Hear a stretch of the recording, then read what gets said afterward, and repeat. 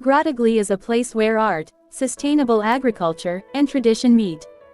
The Blasi Farm promotes regenerative agriculture, while the Antonella Pepe Farm tells the story of olive oil production through its underground mill. The journey also includes Nicola Carrino's worm farming lab, exploring soil fertility, and the ceramic workshop, where clay comes to life under the hands of local artisans. A journey through history, biodiversity, and art in a land that renews itself from its deep roots.